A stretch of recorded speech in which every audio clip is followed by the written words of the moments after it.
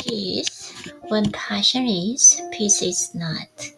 Where peace is, passion is not. To know this is to master the first letter in the divine language of perfect deeds. To know that passion and the peace cannot dwell together is to be well prepared to renounce the lesser and embrace the greater. Men pray for peace, yet cling to passion. They foster strife, yet pray for heavenly rest. This is ignorance, profound spiritual ignorance. It is not to know the first letter in the alphabet of things divine. Hatred and love, strife and peace cannot dwell together in the same heart. Oh, where one is admitted as a welcome guest, the other will be turned away as an unwelcome stranger. He who despises another will be despised by others. He who opposes his fellow man will himself be arrested. He should not be surprised and mourn that man is divided. He should know that his propagation strife. He should understand his lack of peace. He is brave who conquers another, but he who conquers himself is supremely noble. He who is victorious over another may, in turn, be defeated, but he who overcomes himself will never be subdued. By the way of self-conquest is perfect peace achieved. Man cannot understand it, cannot approach it, until he sees the supreme necessity of turning away from the fierce fighting of things without and entering the noble warfare against the evils within.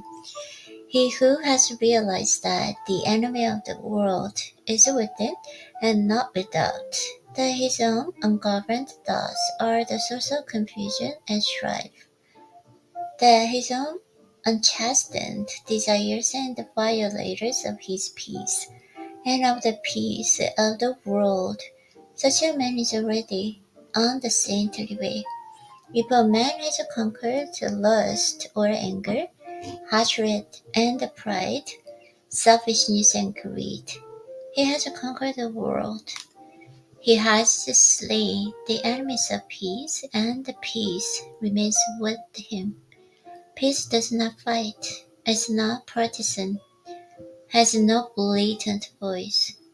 The triumph of peace is an unaccessible silence. Uncensorable silence. He who is overcome by force is not ever overcome in his heart.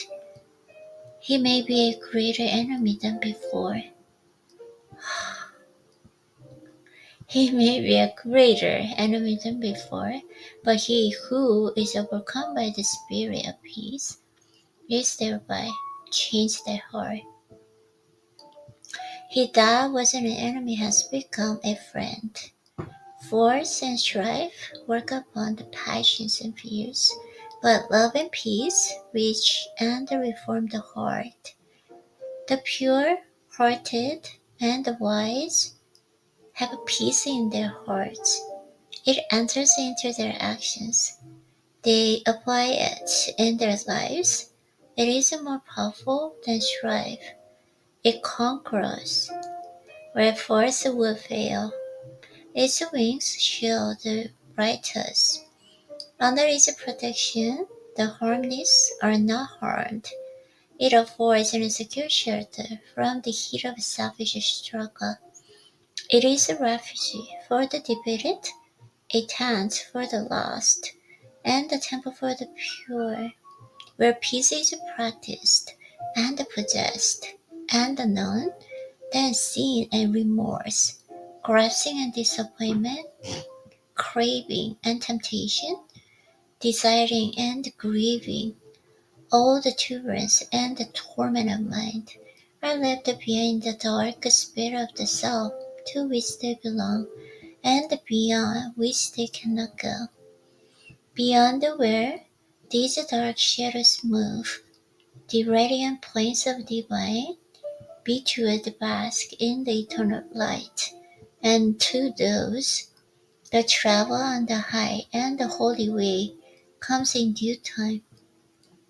From the blinding swims of passion, through the thorny fosters of many vanities, across the wide the deserts of doubt and despair, he travels on, not turning back, nor staying his course.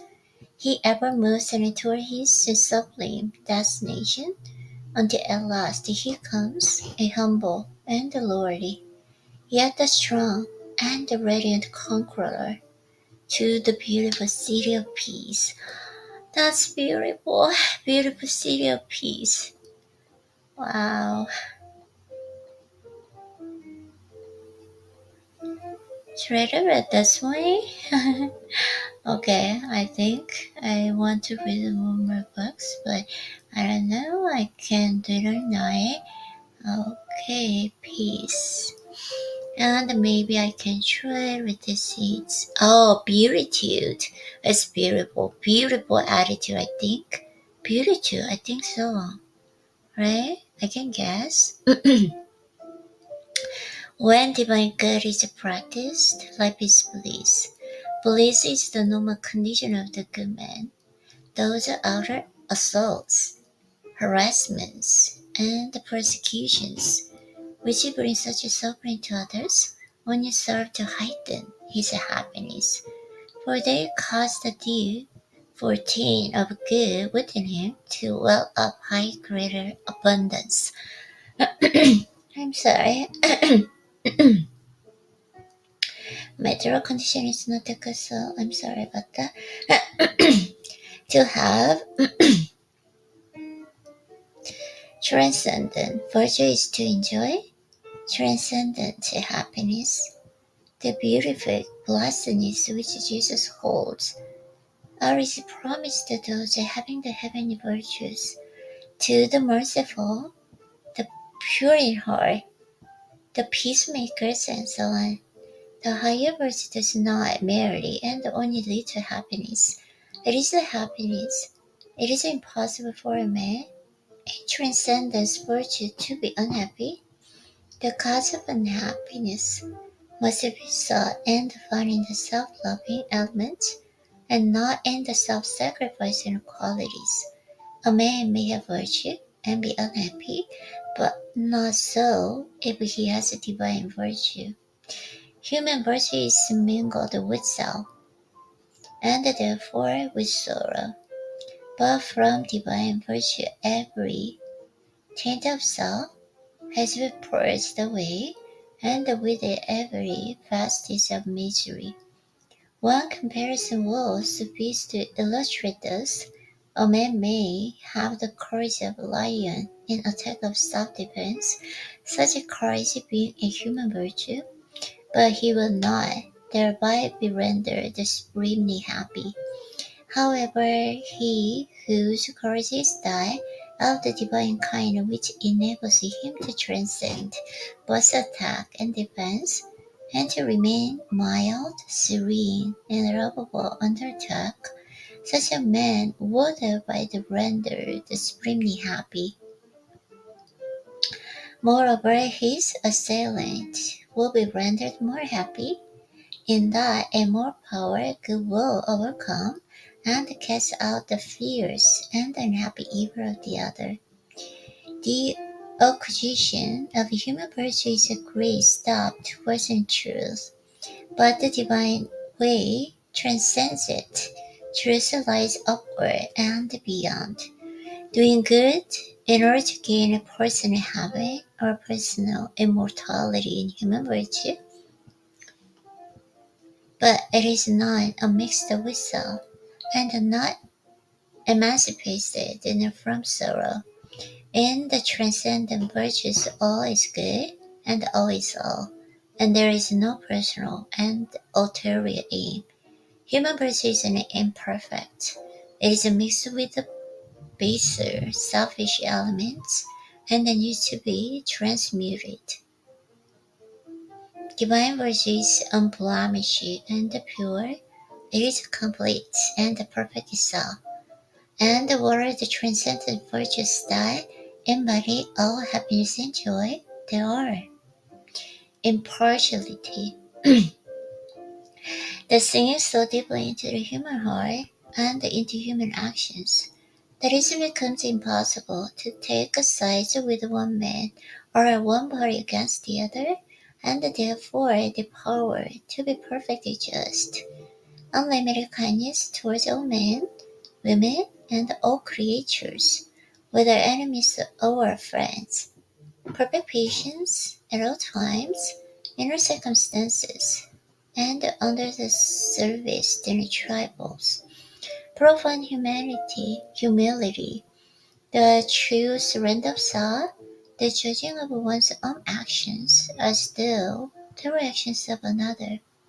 Stillness and purity of mind and deed, freedom from all evil thoughts and impure imaginings, unbroken calmness of mind, even in the midst of our strife, are surrounded by turmoil of many hardships and difficulties, abiding goodness of heart, impervious to evil, returning good for evil, compassion, deep pity for all creatures and beings and their sufferings, shielding the weak and helpless, and protecting out of pity even one's enemies from injury and slander, abounding a love toward all living things, rejoicing with the happy and the successful and sympathizing with the sorrowing and the defeated.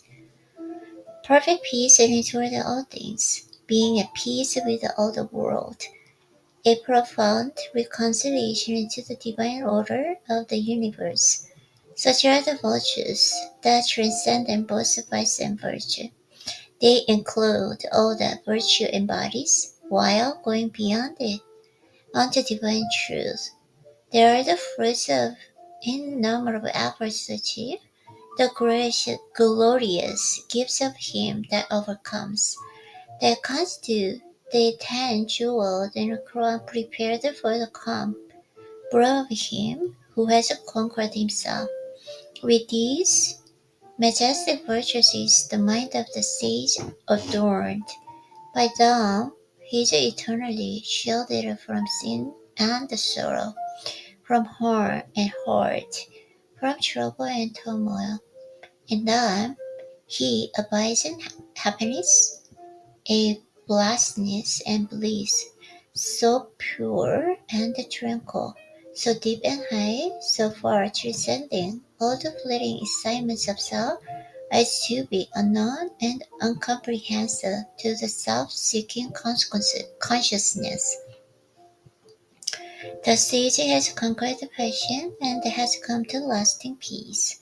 As the mighty mountain remains unmoved by the turbulent ocean that beats at its base, so the mind of the sage, towering in lofty virtue, remains unshaken by the tempests and passion which beat unceasingly upon the shores of life. Good and wise, he is even more happy and serene, transcendently virtuous, and he lives in beautiful bliss, peace, where peace is not, where peace is passion is not. To know this is must and first letter in the divine language of perfect deeds. To know that passion and peace cannot dwell together is to be well prepared to renounce the lesser and embrace the greater. Men pray for peace, yet cling to passion. They foster strife, yet they pray to heavenly rest. This is ignorance, profound spiritual ignorance. It is not to know the first letter in the alphabet of things divine. Hatred and love, strife and peace cannot dwell together in the same heart. Where one is admitted as an welcome guest, the other will be turned away as an unwelcome stranger. He who despises another will be despised by others. He who opposes his fellow man will himself be resisted. He should be surprised and more and many divided. He should know that he is propagating strife. He should understand his lack of peace. He is brave who conquers another, but he who conquers himself is supremely noble.